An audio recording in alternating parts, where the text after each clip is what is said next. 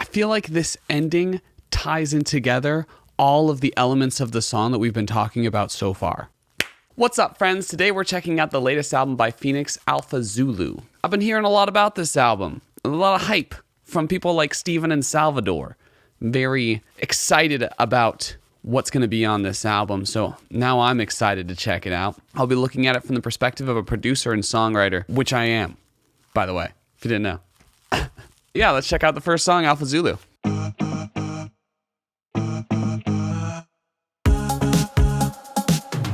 really like that vocal sounding synth.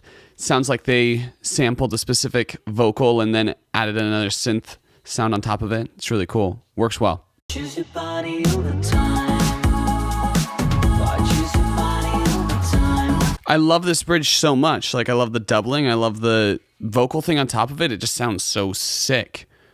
It's like been my favorite part of the song so far. That bridge is sick.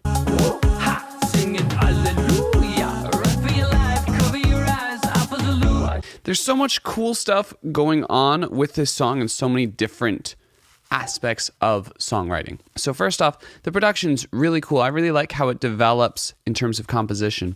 You start with the introduction of that synth, which is kind of like the driving focus in terms of interesting sounds for the song.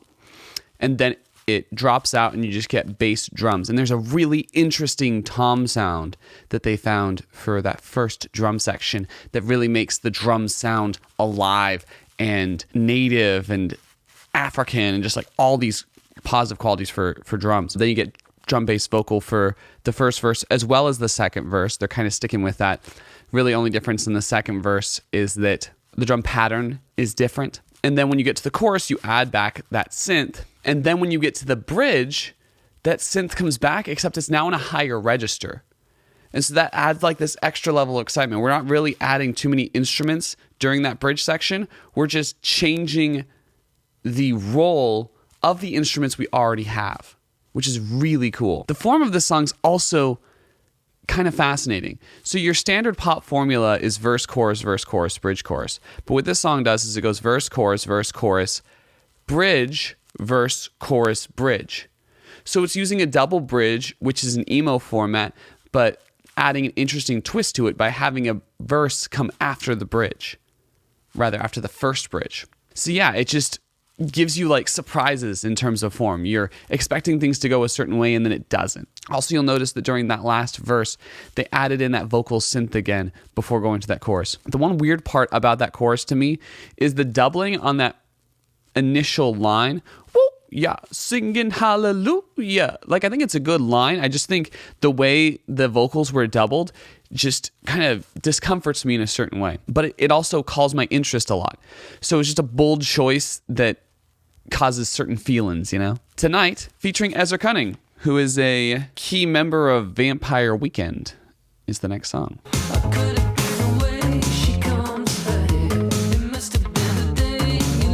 The way those rhythm guitars function in that first verse is so cool. There's switch ups in which one, like where they are in terms of their range. But they're also just so subdued, you know, they're way back in the mix. So they're not coming like super strong in, they're not distracting from the vocal or anything.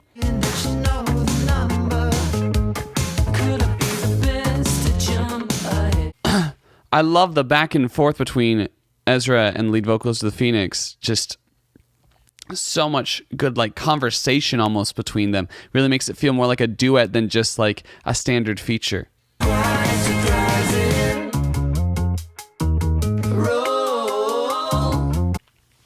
That bass riff takes such a central role in making this song what it is. That it's probably the catchiest hook in the whole song, and they just keep repeating it and repeating it, getting it just like drilled into our minds. That end of the chorus is really good. I talk to myself and it's quite surprising. It's just such a great earworm. Really gets stuck. I also like that this song kind of blends the styles of Vampire Weekend and Phoenix. This song simultaneously feels like it could fit on a Vampire Weekend album and this Phoenix album. You know, it has melody, composition that feels like it, you know, really skirts that border. Next song is called The Only One.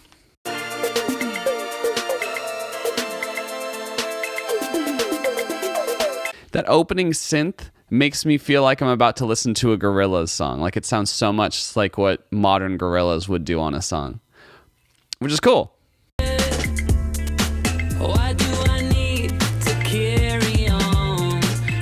The bass riffs on this song are so good. Also, the drumming is awesome. Such interesting sounds.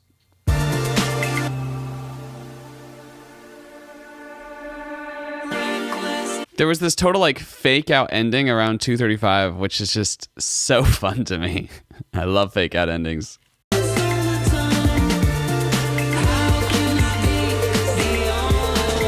Real interesting menagerie of synths going on in this song. It's really distinct. Each one's like very different from the other. Really like that bass synth. Sounds a lot like bass synths I've used in the past. Certain Logic stock plugins. Those Logic stock plugin synths are pretty sick. I also really like that one that sounds kind of vocally like boom, boom, boom. It's crazy how diverse and how modern those synths sounded and how well they all worked together. There were so many different synth parts going on, but they all kind of fit in together. They fit as like puzzle pieces. Also, I just have to mention the drums on this song. They're so cool. The whole time I was thinking, man, I got to figure out what they're using in terms of drums because these are so sick. With her latest album, Lizzo said that she was starting the conversation on drums, and I feel like Phoenix is pushing that conversation on drums way more than Lizzo was on her most recent album. Like, these drums are so interesting. I mean, sometimes, you know, that snare is just coming on the 2 and 4 as we would expect, but they're doing so many interesting things in terms of sonic quality of their drums. Sick. After Midnight is the next song. After Taylor's latest album.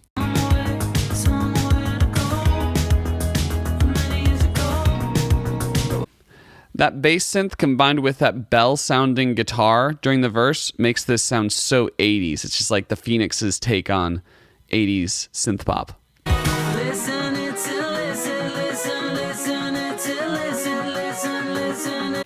Getting that bridge is great.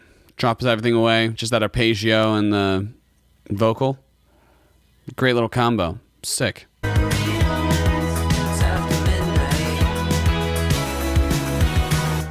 Definitely paying their respects to Tears for Fears and Depeche Mode on this song. Very 80s sounding, especially that bass synth really gave me Depeche Mode vibes. The bell sounding guitars really gave me Tears for Fears vibes. But, you know, they still maintained their own sonic footprint on it. You know, it still sounded like Phoenix with those double vocals, with a lot of those kind of signature production qualities you expect from Phoenix. I think that bridge was the highlight for me. I really liked that massive energy shift as everything breaks away and we focus on that arpeggiator with his vocal. Winter Solstice is next up.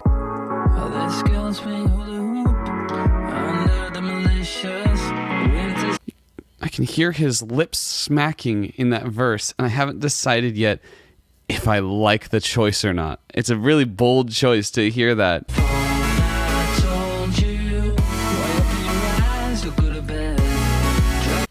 Very like anthemic synths on this song.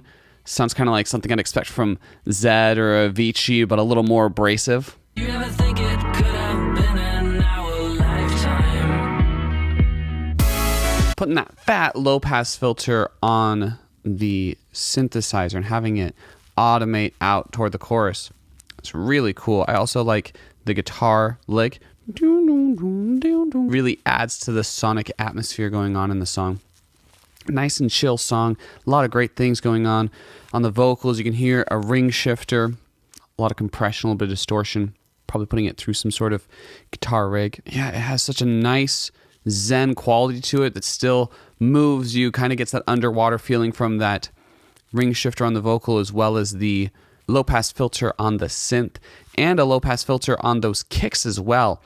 That's automated out, so you have those kicks start out in this very underground, underwater type thumping vibe, and then they become more and more present as the song progresses toward the chorus. I can tell that the lip smacking was intentional, and I know it was like their decision on this song. It makes the song sound less clean to me, but I appreciate them taking a bold choice and trying something out. The next song is called Season 2.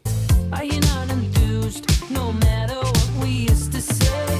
Getting most danceable track on this album so far. The way that those drums play with that bass line is so sick. Syncopation in the bass line, as well as in the rhythm guitar and rhythm synth.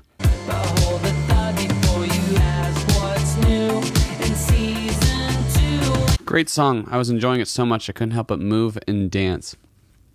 It's songs like this that make me wish I could just curate dance parties and that everyone was forced to dance to the music that I like, because I don't know that I'll be able to find enough people that I know personally who would get down and dance to this song. But it's so dancey and it's so groovy and it's so good, so funky. Yeah, bass line and drums are a highlight on that one for sure. But that vocal line is great too. Say what's new in season 2. Like, it's just, I'm singing that wrong. But great vocal line. The next song is called Artifact, but it's spelled with an E instead of an I, which is interesting.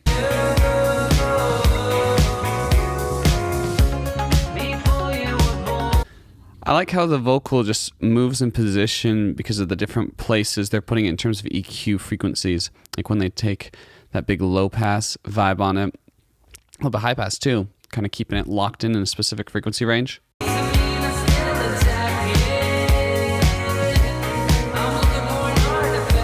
Something about that chord progression mixed with that specific melody is so nostalgic for me. Just really gets me in the feels right there. I couldn't see the lyrics. They're not updated yet on Apple Music, so I don't know exactly what he was singing about, but it sounds like memories. It gives me memories from just sonic qualities. I could tell that the form for that song was interesting, but I just wasn't paying enough attention to it to know exactly what it was. I really liked the rhythm guitars on that as well. Yeah, it just like started sparking memories in me though so much that I just feel like I've heard this song before. It feels so classic to me because of the way that it evokes that sense of nostalgia that's so deep. Like I was thinking like, man, back when I was a kid and was doing this stuff and was having fun with my friends and just looking at it so positively in the past. It really evokes something in me, that song. All Eyes on Me is next up.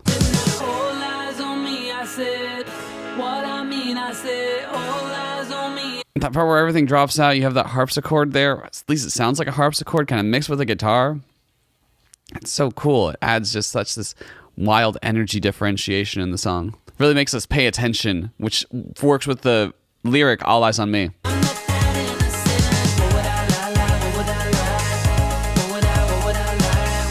Great combination of that lead guitar with that rhythmic stabbing synth there. Plays off each other well.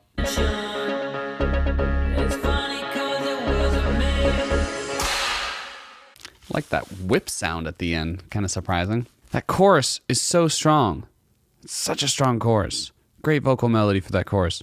Interesting rhythmic differentiation. Probably the most different sounding song for me on this album so far. My Elixir is next up.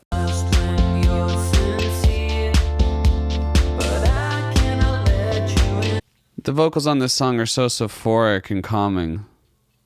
It's nice and pretty. Nice contrast against that like kind of signy sounding synth, having these more warm sounding vocals.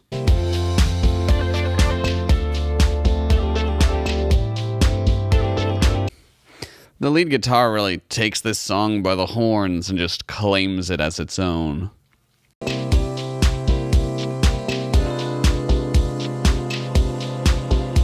Yeah, nice chill song. I like the electric guitar really taking its place in the forefront of it. Some great hooks. That chord progression was so like calming and relaxing to me. Very mellow sounding from that perspective. There was this interesting, maybe it was like a clave. It sounded kind of like the click on a metronome during that song. Thought it was interesting.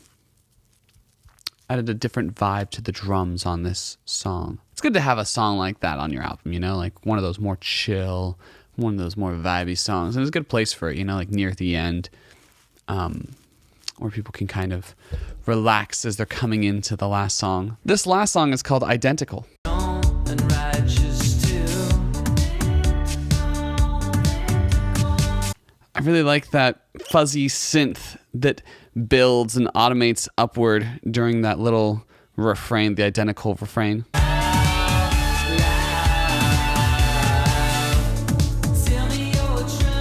We have this harsh synth that builds in so much and then strips away, and we go back to this like really warm sounding, chill synth.